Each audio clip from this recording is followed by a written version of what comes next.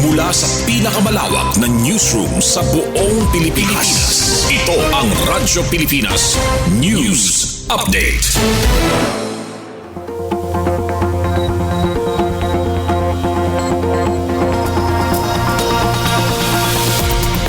Philippine Standard Time, 3:55 p.m. Maupay nga kulop sa iyong nga tanan, as shiny ang mga balita yan na nga oras.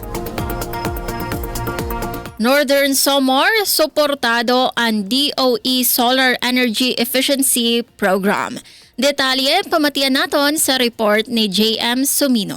Radyo Pilipinas Report. Suportado sa probinsya sa Northern Samar ang implementations and programs ng Department of Energy ng Solar Solutions for Government, Energy Efficiency and Renewable Energy in Public Buildings or SSG ERPB. Didasan forums on accelerating energy efficiency and conservation in government through solar PV solutions and e-mobility nga ginbuhat sa Agosto 5 tuig 2026 sa Tacloban City. Sa ngaran sa probinsya sa Northern Samar ginpirmahan ang Memorandum of Agreement ni Board Member Emil Nicolas Hongchuan II, Chairperson sa Sangguniang Panlalawigan Committee on Energy, Utilities and Franchises. Ini ang formal nga tinikangan sa partnership sa probinsya ng DOE sa pagpauswag sa energy efficiency ng pagpadukwag sa renewable energy nga inisyatibo sa probinsya. Kumuparti sa pagtesting sa pag-implementar sa programa, ang DOE ang magpupondo sa pag-instalar sa inisyal nga 20 kilowatt rooftop solar photovoltaic or PV system sa provincial government building. Magbubuhat-luwat ang ahensya sa orientasyon ng seminar pagtutdo sa mga personnel sa probinsya. Sumala kan DOE Undersecretary Mario Marasigan, padayon sa maghahatag technical assistance labaw sa pagtikang sa proyekto sa mga LGU nga magdidesisyon sa pagpahaluag sa era renewable energy initiatives. Dida sa agreement ang pamunuan sa probinsya ginaaghat ang pag-instalar rooftop solar PVs sa mga pampubliko nga mga ato para makahatag enerhiya sa mga establishmento ng mga panimalay. Ungay liwat ang pag-promote sa komunidad sa paggamit electric vehicles, mga LED lightings nga matipid ang konsumo, net metering nga mga pitad sa pagtipid sa konsumo sa kuryente. Pinaagi sini nga pakigsugbong ang panuyo sa Northern Samar amo ang makabut ang kasiguruhan sa nan supply sa enerhiya, maibanan ang gastos sa operasyon nga maibanan ang epekto sa climate change. Agud may da matirok nga pondo nga magagamit sa iba pa nga mga serbisyo nga mas labi nga ginkinahanglan sa mga tuminungnong. Para sa Bagong Pilipinas, JM Sumino, Radyo Pilipinas, Radyo Publiko, Calbayog.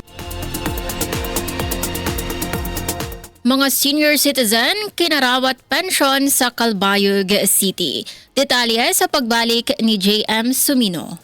Radyo Pilipinas Report. Kinarawat sa social pension ng mga senior citizens sa Calbayog City nga kaparte sa second quarter local pension payout nga ginbuhat sa Agosto 8 tuig 2026 sa Calbayog City Sports Center sa Calbayog City. Ang payout ginpangunahan sa Calbayog City Social Welfare Development Office Senior Citizen Welfare Program Unit nga ginpapamunuan sa niralabaw nga si Amalia Serrano nga na mga staff sa opisina. Kasubungan Office of the Senior Citizens Affairs or OSCA nga pinamumunuan naman sa niralabaw nga si Amelia Cabral, kaupulot ang City Treasurer's Office, City Health Office, Community Program Coordinators ng mga barangay officials. Ginsiguro naman ni Calbayog City Mayor Raymond Munmun Uy nga piyon ligtas nga may dungugan aktibidad nga amo ang ginpapadayon nga batasan sa syudad nga mayda paningkamot panginlabot nga pagpanginano sa kaupayan sa mga maedad na o mga senior citizen sa syudad sa Calbayog. Para sa Bagong Pilipinas, JM Sumino, Radyo Pilipinas, Radyo Publiko, Calbayog. Para sa aton katapusan nga balita, Calbayog District Hospital ginpakusog ang serbisyo medikal pinaagi san pag-abri bag-o nga health facilities. Detalye pamatian naton sa balita ni Charmaine Perito Balvez. Radyo Pilipinas Report.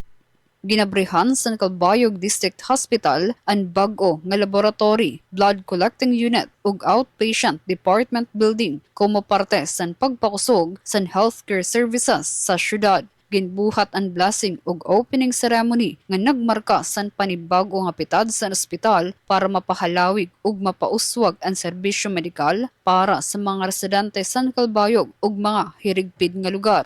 Pinaagi san bag-o nga laboratory ug blood collecting unit ginlalauman nga mas mapapadali ang access sa mga pasyente sa importante nga diagnostic ng blood-related services. Samtang maghahatag naman ang bag-o nga OPD building san mas tuhay ug mas angayan nga espasyo para sa outpatient consultations ug iba pa nga serbisyo panlawas katuyuanan sa mga bag-o nga pasilidad nga mapakusog ang kapasidad sa ospital, mapaupay ang serbisyo ug maiharani ang mas accessible ug de kalidad nga healthcare sa komunidad.